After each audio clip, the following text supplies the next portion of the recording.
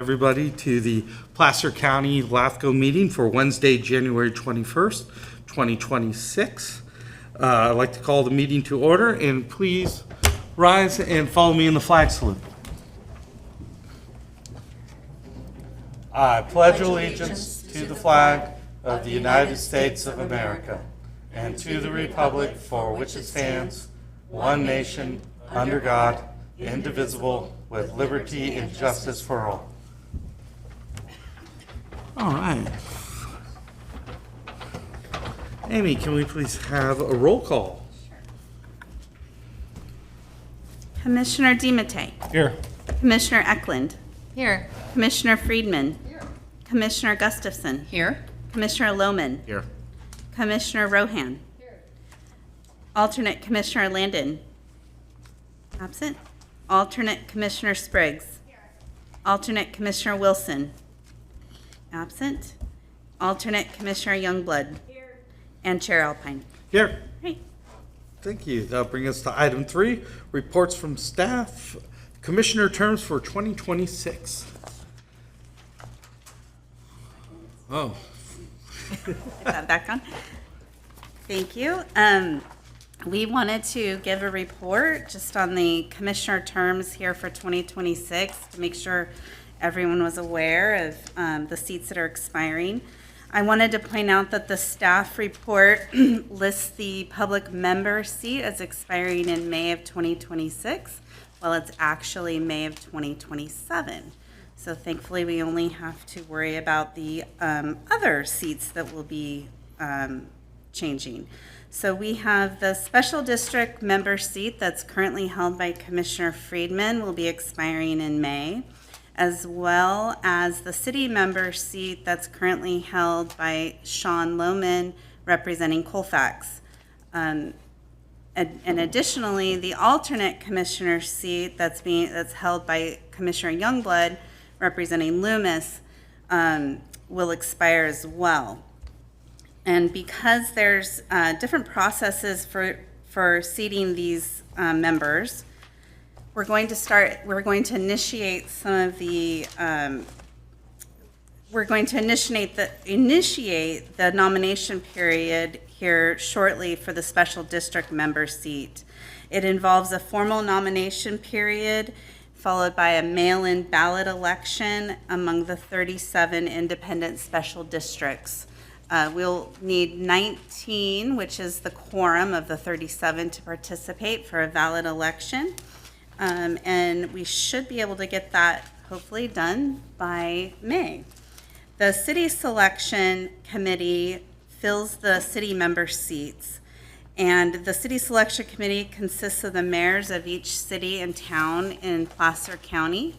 And according to their established city rotation, Loomis is scheduled to take the regular seat for the 2026 to 2030 term, while Rockland is scheduled to take the alternate seat for the 2026 to 2028 term.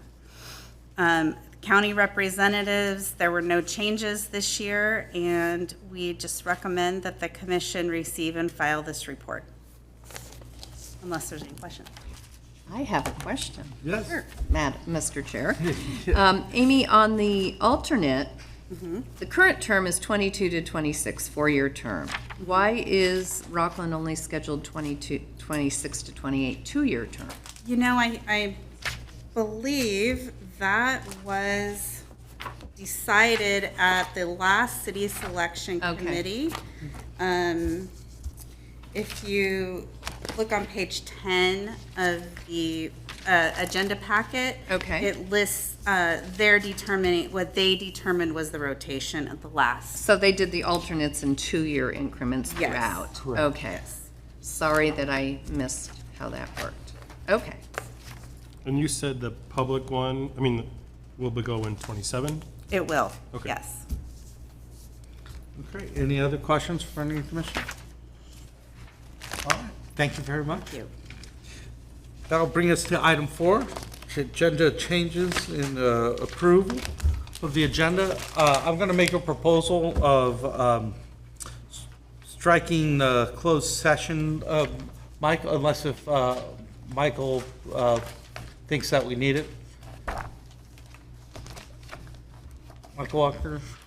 Yeah, sorry, I'm just trying to Oh. come back online for you. Good afternoon, everyone. No, if the commission chooses to quote unquote strike that item, it may do so.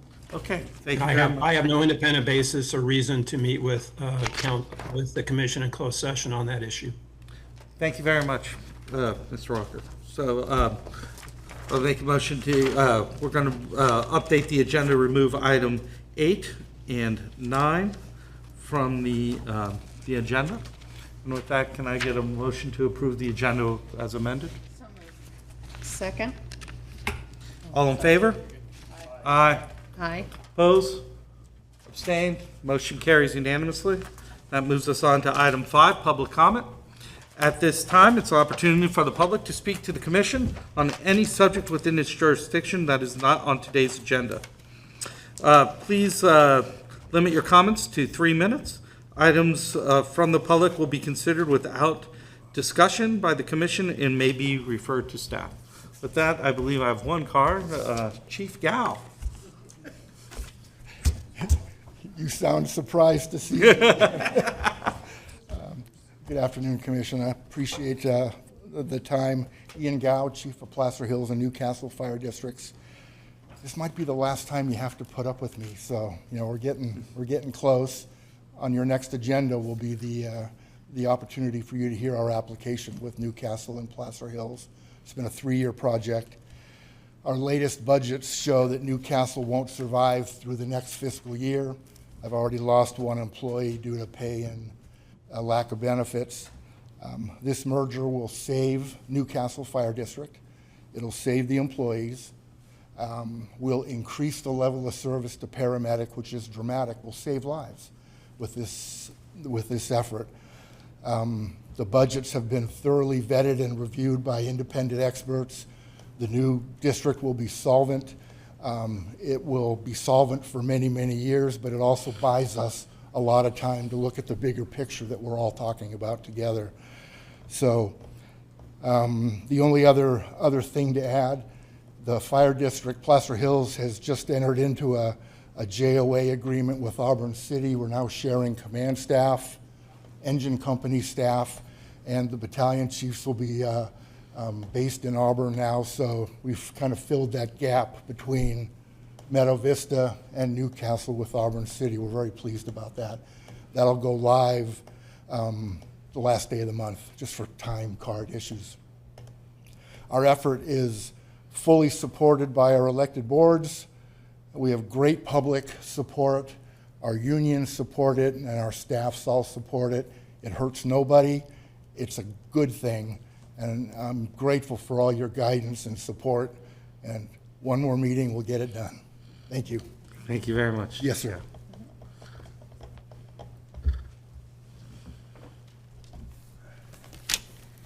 Hello, Jeff. Jennifer, Placer County. Thank you to Commissioner Lohman, Gustafson, Alpine, and DiMattei for going to the SVP party we had last night in Alta. It's really important, and it's really nice to see everybody coming together to support a smaller community that needs that support. So I'm going to just talk about our Newcastle Fire District and the merger. I just want to remind everybody that Newcastle does respond to about 800 emergencies a year, and so if they weren't there, I'm not sure how that would be redistributed. Plus, we have a lot of high-density housing going into the Penryn area, and so taking away these essential services may not be the best thing to do at this time. Newcastle also moves into Auburn City and Meadow Vista when they're away on calls. They have their own diesel storage tanks, so they can buy fuel at a cheaper price. They extend this invitation to the other fire stations around them so they can save money on their fuel. And they have a backup generator on it, so when the power goes out, as you know, gas pumps don't work. We still have gas to get to emergencies and to get to people as well as other fire stations. So it's really important. We definitely will fail within a year, as Chief Gauss says. And so by doing this merger, there's just a small tax for just Newcastle for $220 a year. And we're going to get ALS, Advanced Life Support and Paramedic, where we're going to have a paramedic on every truck now. This will also help outside of our community too, like in Auburn City, because they're just basic life support, a BLS. And so we're going to be able to bridge in this gap, as he was saying, with Auburn City. We're going to be able to maintain local control of our district.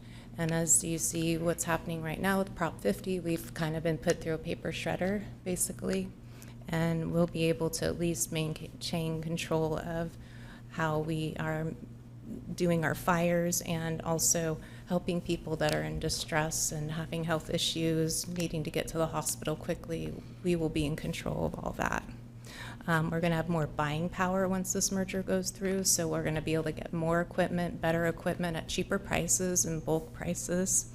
All the firefighters that I've talked to, as I've been going up to all the meetings and interviewed some people, they're really excited about this. They feel like this is really going to make this more of a destination employment spot versus it being a stepping stone, which will also help the continuity of care in the community and consistency for everybody. Thank you. Thank you very much. Is there any members of the public in the chambers that would like to speak? Seeing none, I'll ask those that are online. If anybody online, I see one hand up. Mr. Teixeira. Thank you, Chairman Alpine. Good afternoon, members of the commission and staff. My name is Steve Teixeira, appearing today on behalf of Eastern Placer Future, wanting to commend the staff and to inform the commission and the general public that we did receive a letter on January 6th, our certificate of sufficiency for incorporation petition. Essentially, that means that the petition signatures that we gathered have been reviewed by Placer County Elections and verified through the process working with LAFCO to indicate that our petition was successful.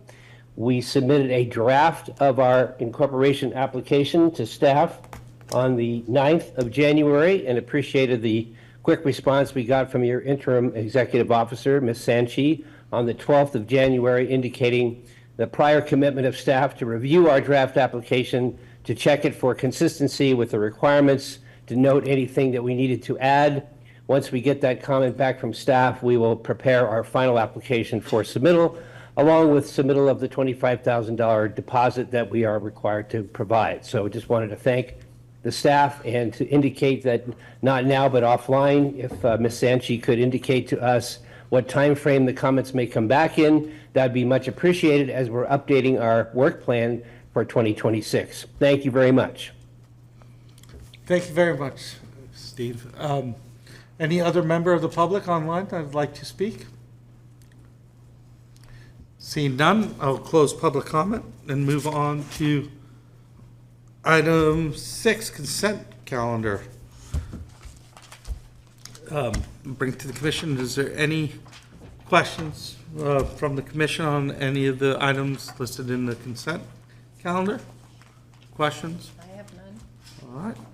See none, I will ask now the public, if anybody in the public would like to make any comments on any item in the consent calendar. And first I'll ask in the chambers, please come up. See none, I'll ask those online.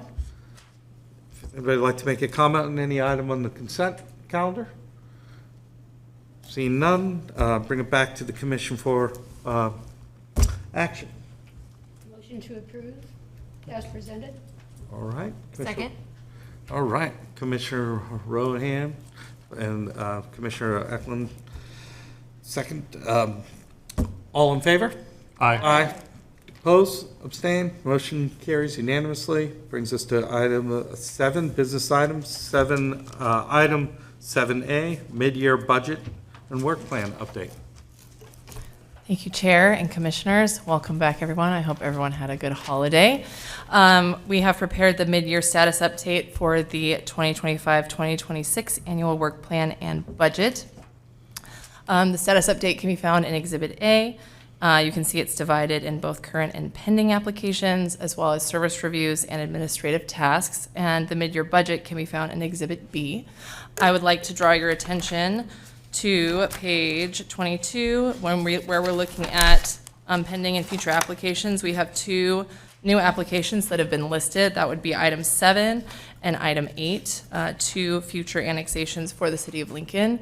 And we have met with city staff on one of those so far. And I'm available to answer questions on any other work plan status updates or questions on the budget. Thank you. All right, any questions from the commission on business item 7A?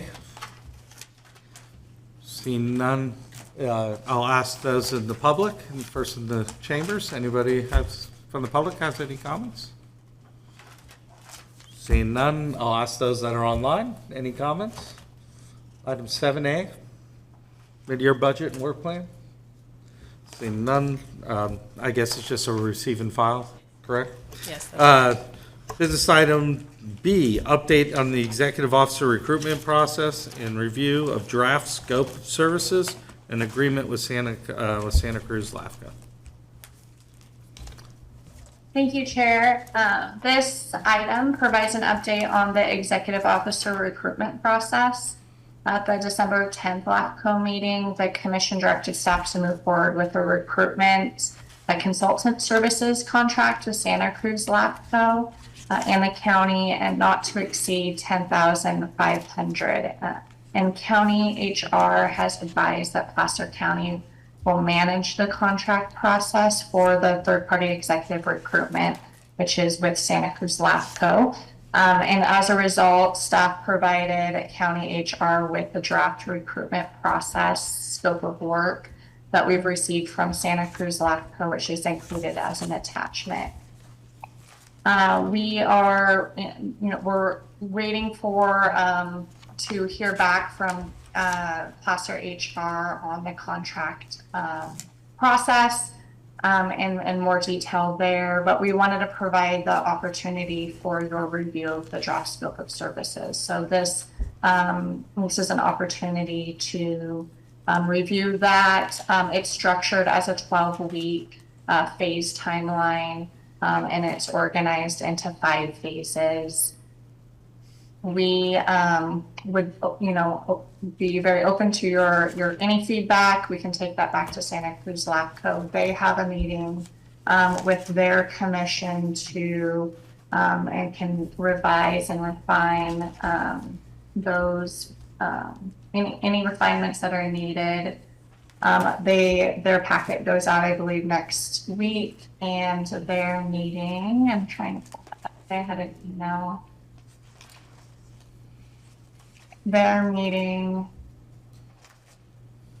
their packet needs to go out next Thursday. So I'll have to look back at when their meeting is. It's not clearly in this email thread, but we will definitely provide feedback on the scope of services and continue to move that forward, and then reach back out to HR and about the actual contract itself.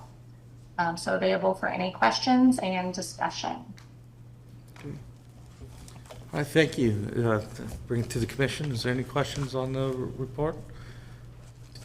To the Commissioner Ethel? So, Colette, I wasn't clear on what's going on or where we're at. So if I am understanding correctly, we have nothing started yet, and they're going to send out their recruitment next Thursday?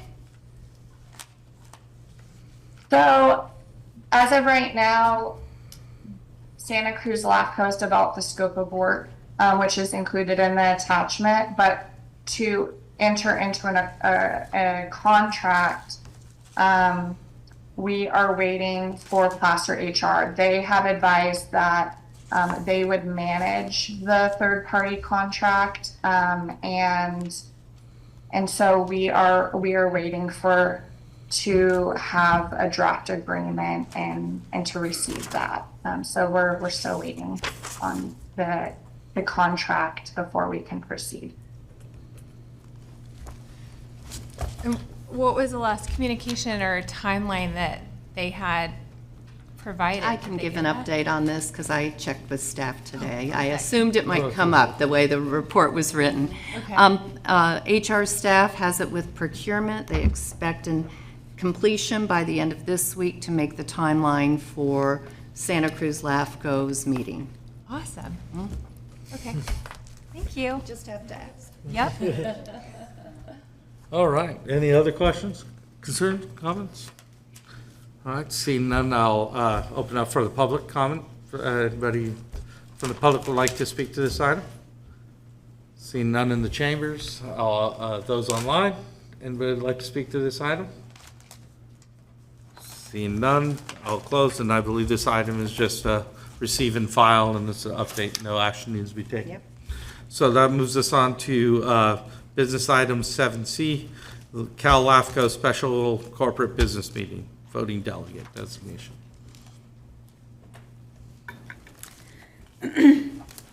For this item, unless Amy, you were gonna take it.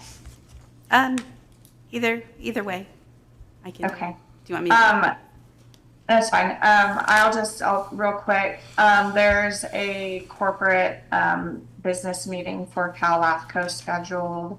That is February 23rd, 2026 from 10 to 11:30.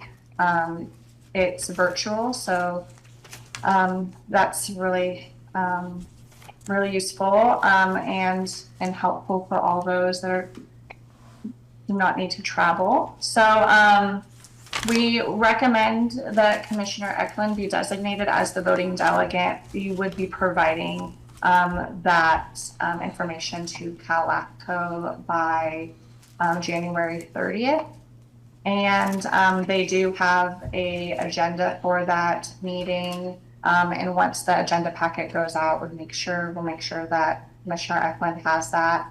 My understanding from the restructuring conversations and also the bylaw changes is that CALAFCO in October of 2025 had there was bylaw changes approved by the membership to allow for the regional officers to serve on CALAFCO for each region.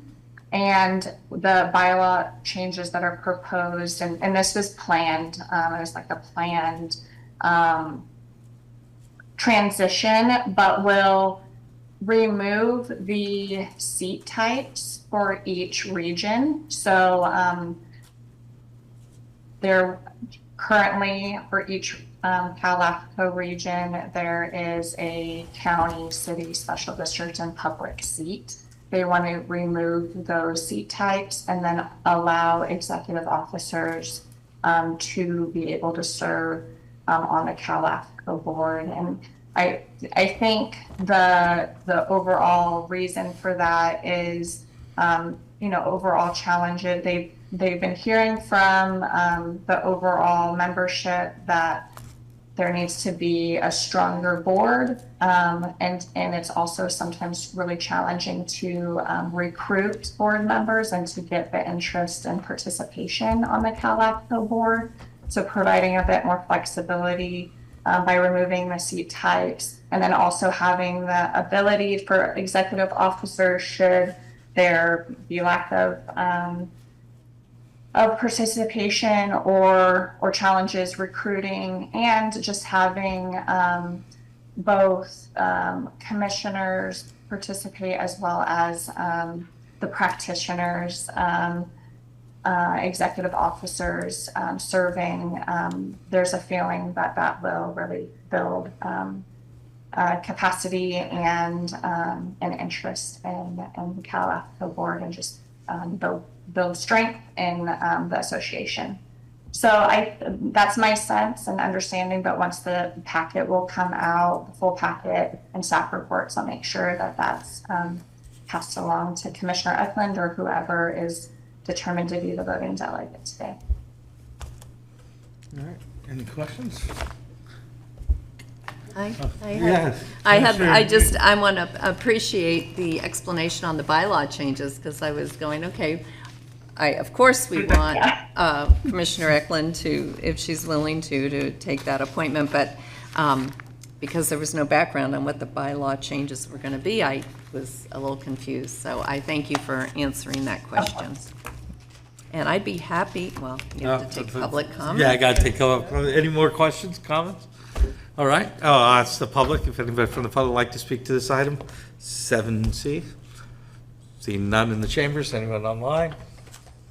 Seeing none, bring it back for action. I'd be happy to make a motion to delegate Commissioner Yes, Whitney Eklund. I tried to combine the names as our delegate to vote on this item. All right. Do you have any comments you'd like to make before I call the question? Do. Yes. Yeah. What are your thoughts? Yeah. I accept, thank you. But I more importantly want to know what you guys think about that, and if there's any concerns, or anybody have any thoughts or opinions one way or the other in the change. Whitney? Stephanie. So obviously I'm not voting, but I would say it sounds like they all voted for you. So I feel like when you ask that question, everybody already supports the decision, so you're good. Yeah. But there was a motion and a second. More on the bylaws. On the bylaws, Yeah. on the bylaw changes? Yeah, thank you. Yeah, no, I wanted to know what our collective thought was on that change in the bylaws, and if there were any concerns with switching it to an EO for the continuity effect, or if we want to advocate for it to maintain a commissioner seat. I always think it's good to have commissioners, but it is hard to ask volunteers to volunteer for a volunteer sub-assignment, which is what it ends up being. You're already volunteering to serve on a LAFCO and then to take on, there's a lot of responsibility. So I think they're trying to build flexibility for participation, right? Because the EOs will be there, but they can't always guarantee commissioners will be able to fill those seats. So that was my thought too. I get where they're coming from. I think it's ideal to have an elected or appointed representative of the community, but that, in addition to the fact that the timing is really even more complicated because you have to be available on the board and for the CALAFCO seat, and they have to be equally overlapping. It's really probably hard for them to have, especially with all our rotations and terms and to serve. Yeah. But I mean, if they could revise the bylaws to say, you know, if there is a commissioner, the EO is an alternate and can step in. That might be a way to assure that, you know, you'd have a preference for the commissioners to be on that board. But I don't know, you know, I don't know the substance of all the discussions that you might have. Yeah, no, that's what I was thinking as well. Okay. Yeah, I have the same feelings too. I prefer commissioners, but you're on the board, and if you see that it makes sense to have that the executive officers serve in that role, hey, I'm more than happy to support that decision. Like I say, you're the one that's more involved in that organization than anyone else. Okay, well, thank you. You're welcome. So we get to vote on You it? get to vote. So I'm just going to call all in favor. Aye. Aye.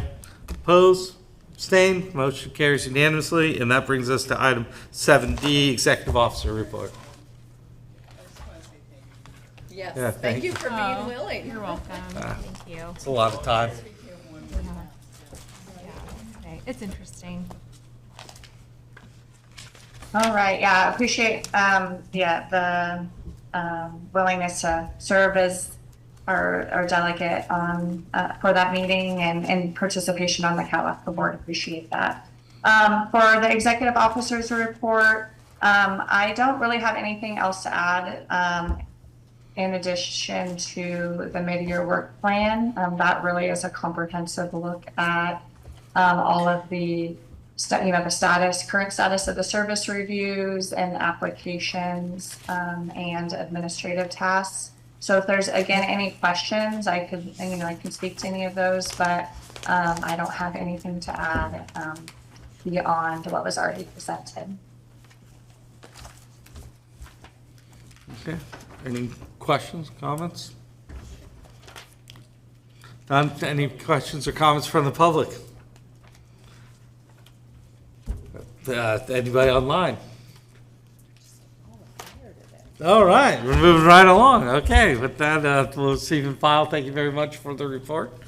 And that'll move us on to item 11, correspondence. I think we have one letter, and that's has to do with the cemetery districts, which we're already trying to work on a bunch of these issues.